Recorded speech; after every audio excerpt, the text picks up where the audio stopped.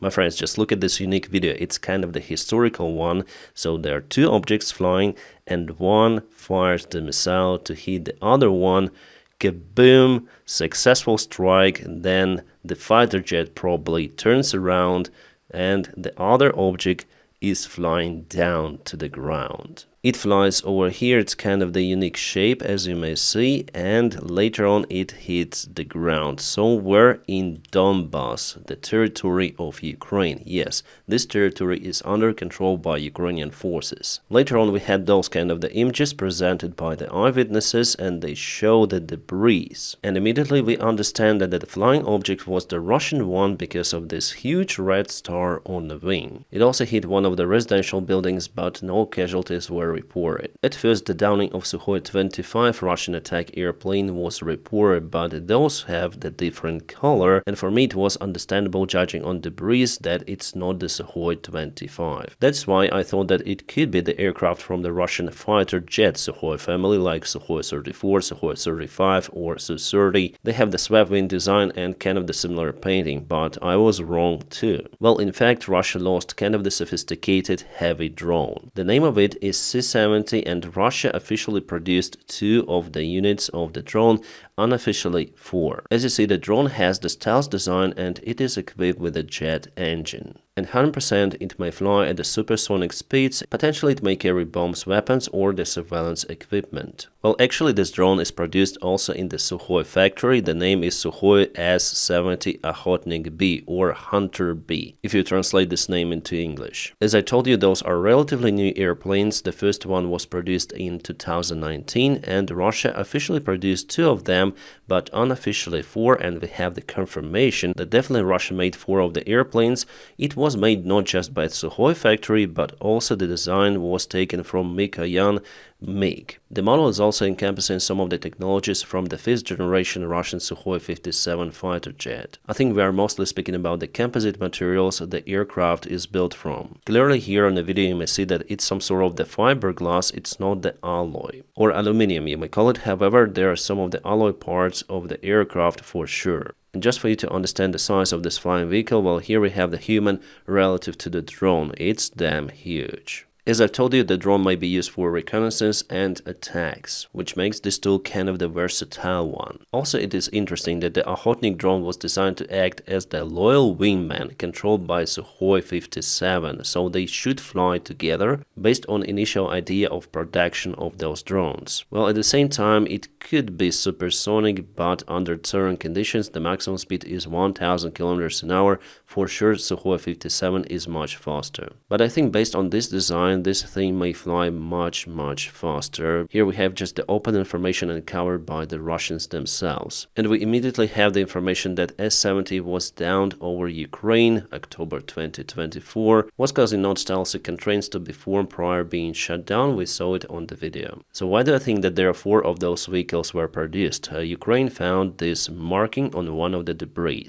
S-70-4, it's not C-70, it's the Russian S letter, so this is the name of this drone, and -4 means probably the unit produced. So this part belongs to the drone number 4 in production because they're quite unique. It's still some sort of the prototype, so some of the spare parts could be unique for each type of the drone. By the way, judging on those damages, I may say that it is the aluminum part. The downing of the drone happened not far away from the front lines in the Bakhmut region. Just a reminder, yesterday Ukraine was successful pushing Russian forces away not far away from Klishivka. So how much did this drone cost for Russia? Well, around $20 million, but the whole program costs around $200 million.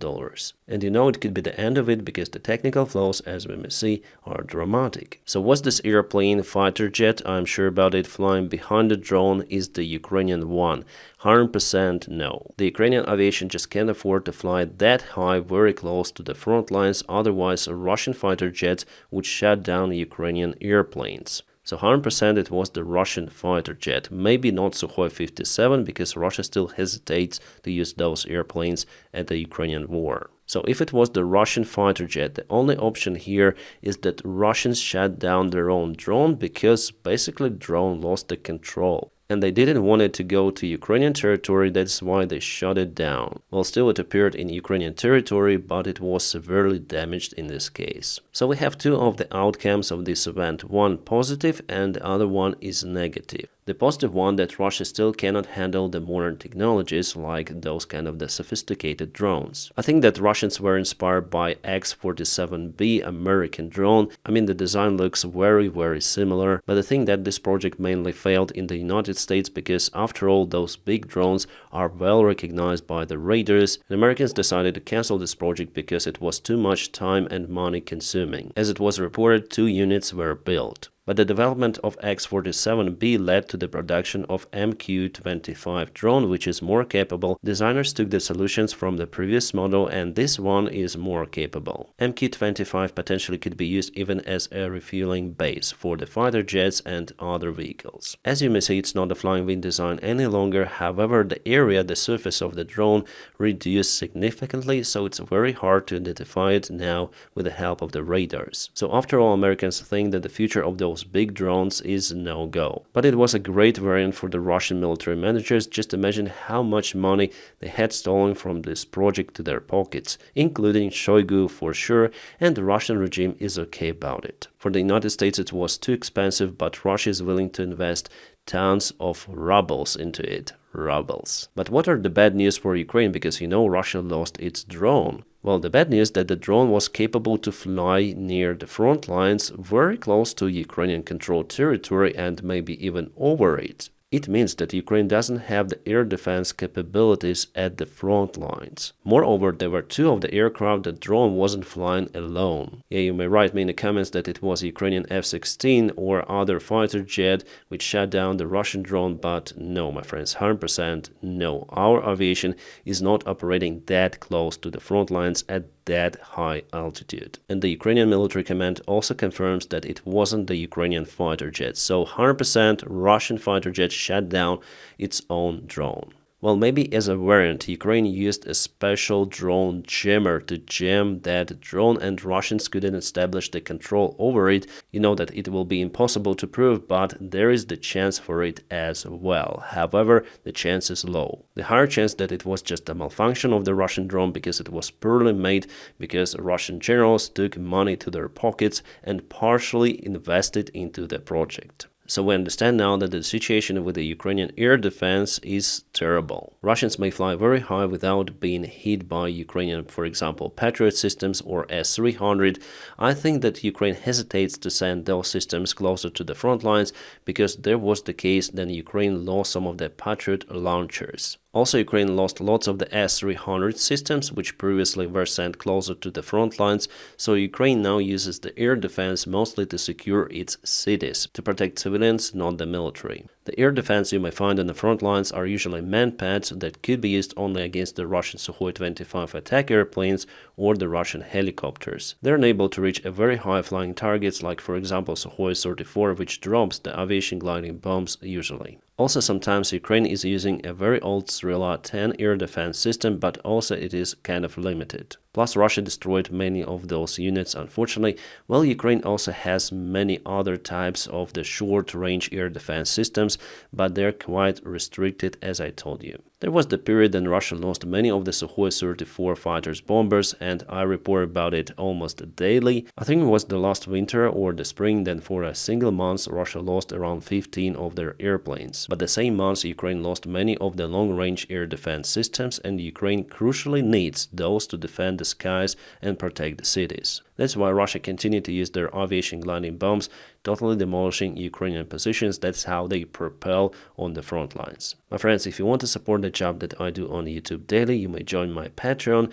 The link for my Patreon page I'll leave in the video description just below. Thank you so much for your kind support. Here's the situation on the front lines today on the east. So yesterday and today, Russia moved ahead in Tsyrkane on the northern part of this village, and also I have the information that Russia moved quite a lot, reaching probably even this road. It is not yet shown on the deep state military map, but we have some other sources. All of the original sources you may find in the video description just below. I relied to those kind of the analytics and I shared the data they provide. So according to analytics and according to the reports also from the front lines, Ukraine moved their forces from all of this place or started to massively move them. And Russians already reached this very important road in this northern area, potentially cutting this village from supplies. So it's a newly occupied Russian territory, and here showed in yellow the further movement of the Russian army. The North reports also said about the Russian movement towards Bazhanya Persha and Bazhanya Druhe villages. This entire area is a plateau. I don't know how to say it in English. Well,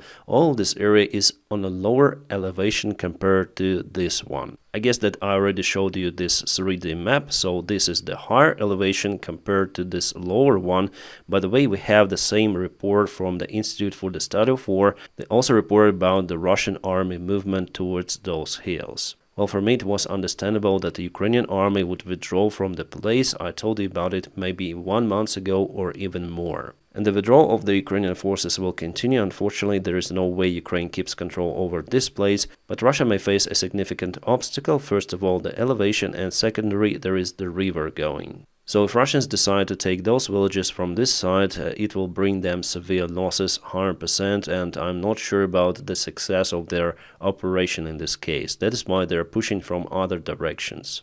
And the other possible direction for Russians will be to bypass the Ukrainian army from behind, from Tsyrkina village. The fight for the village continues every day. And I think that the next week Russians will take the village under control. Well, there also were obstacles, but the elevation here is the same as with those villages. Just want to show you. So here you can see that the elevation here, it's another plateau, but on the higher ground compared to this one. There's some of the artificial hills, but mainly this is a flat terrain. And also, as you can see, Russia moved ahead over here in Hostre and Maximilianivka, and their next goal is Kurahovo. But we shouldn't expect the attack on Kurahovo right away, because still it's kind of far away from the front lines. From what I see based on this map, again, there are two of the big potential pockets for Ukrainian army. Russia may advance from Tsyrkina to this big water storage, and also we know that Russians broke the Ukrainian defense in Vuhledar, and they may advance from the south northbound to the same water storage.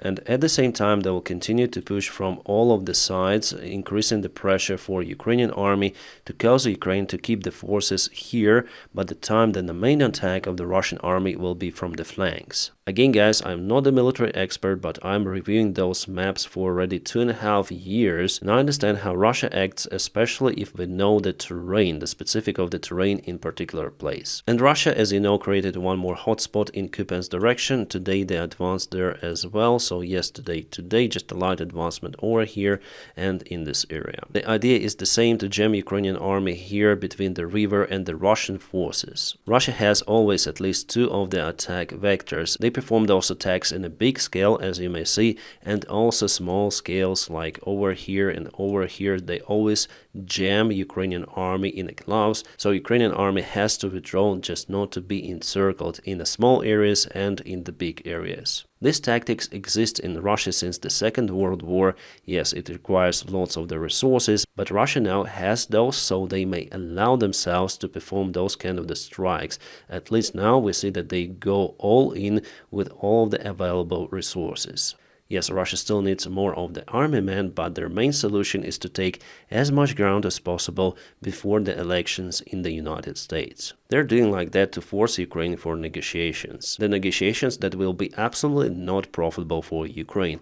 By the way, let's speak about it. The Financial Times source again and again comes out with the articles about the peace deal between Russia, Ukraine, and they also include the Western allies. They say that the deal has already been agreed between the Ukrainian government, the Western allies, for possible negotiations between Ukraine and Russia. They say that Ukraine waits for the special guarantees of the security, and Ukraine wants to freeze the war on the current front line. At the same time, Ukraine will not recognize the sovereignty of Russia on the occupied territories, And with the help of the security guarantees from the West, Russia will not strike Ukraine again. But it's a total bullshit.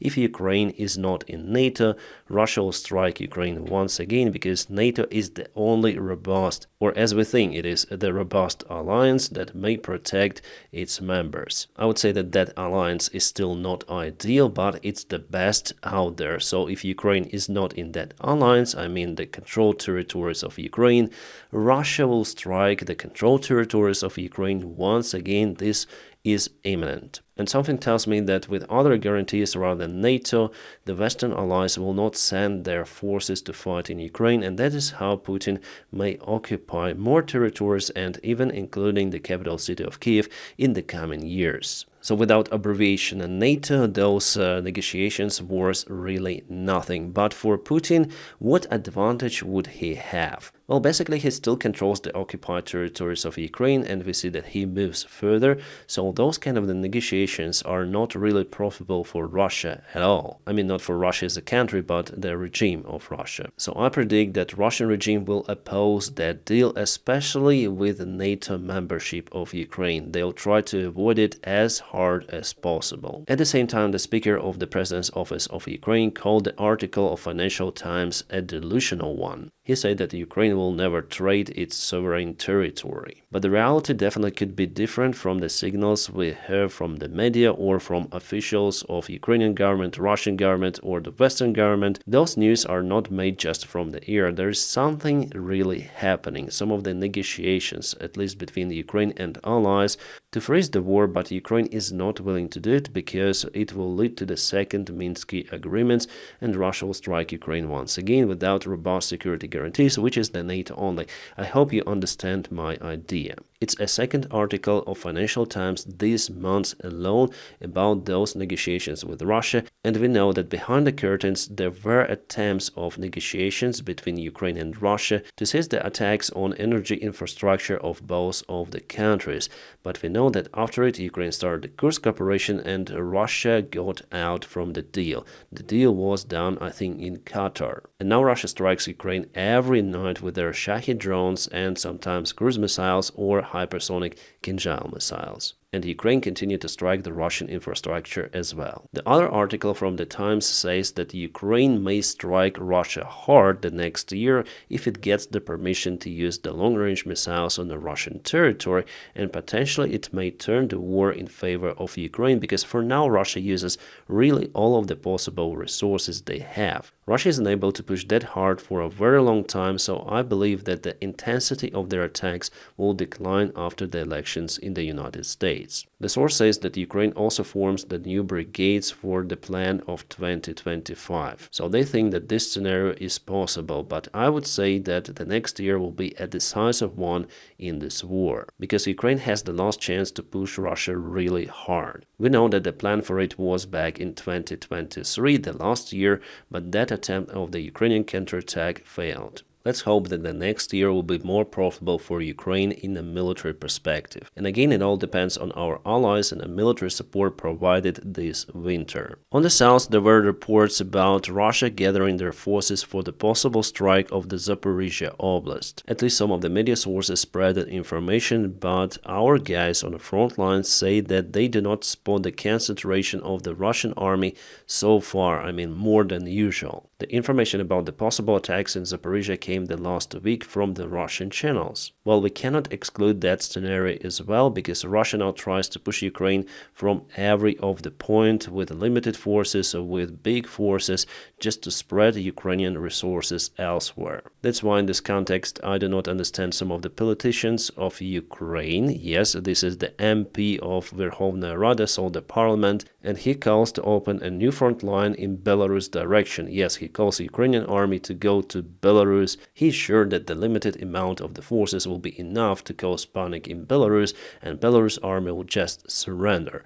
Well, I think that there are just two variants. Either this guy is stupid or he works for Russia. You see, Ukraine already has a very long front lines, and the Kursk operation from the tactical point of view was successful, but strategically it dispersed Ukrainian forces even more. So why should Ukraine open a new front line not far away from the capital city and the area which is less secure, let's be honest, compared to the eastern side of Ukraine, against the country which is not attacking Ukraine directly. Yes, Belarus regime gave its territory for Russians to attack Ukraine in Chernihiv, in Kiev Oblast as well, but we need to avoid the direct confrontation with Belarus. In this case, Ukraine will be the aggressor attacking Belarus, which is officially is not attacking Ukraine in this war. Yes, they help Russia a lot with the resources and so on, but now it's not the time, I would say, to enter Belarus and change the regime out there. No, it shouldn't be done in this case. Plus, we know that Belarus has some of the nuclear weaponry, and Lukashenko openly said that if Belarus is attacked from Ukrainian side, he will use nukes. You may say that Russian nukes are outdated, they will not explode. I don't want to try, really. Moreover, you know that this particular MP will not go to Belarus to liberate it personally. It is quite easy to sit in a comfortable studio and just say, okay, our forces will go to Belarus, our forces will go to Moscow. Then he's not directly involved in this war, and I'm sure that all of his relatives are not fighting on the front lines either. So the idea, from what I see, guys, is actually definitely to stop this war, yes, on the current front lines, but with Ukrainian membership in NATO. That's how it's only possible to avoid the further escalation.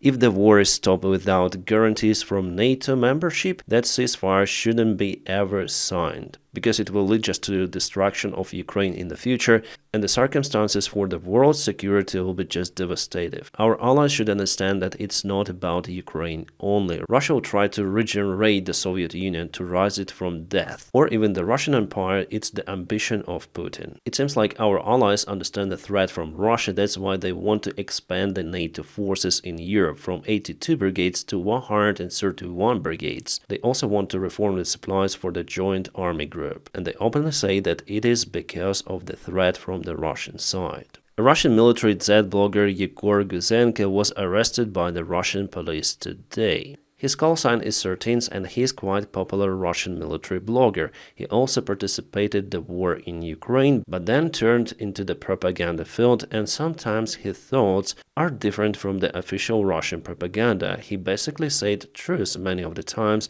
about the state of the Russian army. So the Russian regime didn't like it, and the guy was detained. 13th reported he was arrested. He called his subscribers and followers to come to the place and protest, or what? He just called them come here, but it will not work. So probably Girkin Strelkov will have one more companion in the prison. My friends, today I'm not gonna speak about the situation in the Middle East. I don't want to make this video very long, but I'm gonna update you about it tomorrow. My friends, now please don't forget to press your huge like to this video. By doing so, you help me a lot. And as usual, I wish you all a peaceful sky wherever you are, and have a great time.